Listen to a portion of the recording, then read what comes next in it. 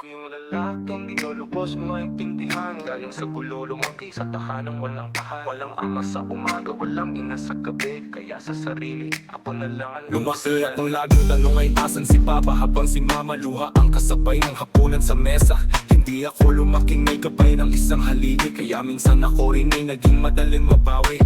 Lahat ng galit kinimkim sa dibdib, nag-aral magtago ng sakit sa bawat bibig. Sabi nila lalaki ka dapat magtibay, pero paano kung yung pundasyon mo patak sa lamat at salaysay? Walang nagturo kung paano magmahal ng tama, kaya nung nagkapamilya puso ko'y bigla na lang nagduda. Dahil takot akong ulitin ang luma kong kwento, pero sa takot na yun ako pala ang naging kontrabida sa eksena. Salamin ang buhay pero pasat kong hawak ko. Sa bawat tingin, tanong pa sino ba talaga ako? Ano'y nasa gabi, di ko na makilala. Lalaking minahal ngayon ay kinakatakutan ako. O nagkamali ako pero ako rin ay tao. Nagsisisi lumuluwa sa dilim na di niyo saksi. Hindi lahat ng lalaki halamang bituka, may mga sugat din kami di lang halata. Ako'y kinakakila, ako ang unang nasira. Ako ang lumikha ng apoy sa pader ng pamilya. Pero bakit habang ako'y bumabangon sa lusak, lalo akong tinatapakan? Tila ba ako'y basura sa sulok? Inaako ko lahat pero sana naman bigyan ng pagkakataon. Kahit saglit na unawaan, di ko sinasabing linisin ang pangalan ko agad. Gusto ko lang marinig kahit isa na kaya mo yan, Brad. Kahit masama sa paningin ng iba sa anak ko, gusto kong maging bagong haligi ng alaala. Hindi na para sa sarili, hindi para sa pagbawi sa pamilya. Kung minsan ako ang naging sanhi ng pagkakiwalay.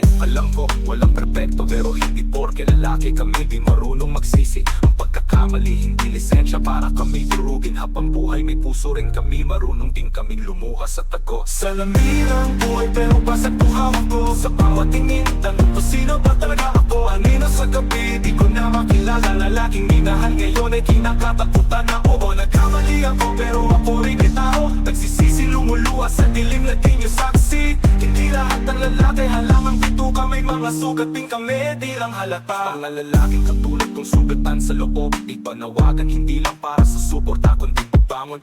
Huwag matakot harapin ang sarili sa salamin, at sa mga mahal mo magsimulang muling humiling. Humiling ng kapatawaran, hindi para sa paglimos kundi para sa paglaya sa sarili mong pagkakakulong sa dulo. Hindi ka nag-iisa, marami tayo lalaking tahimik pero patuloy ang laban sa loob ng puso.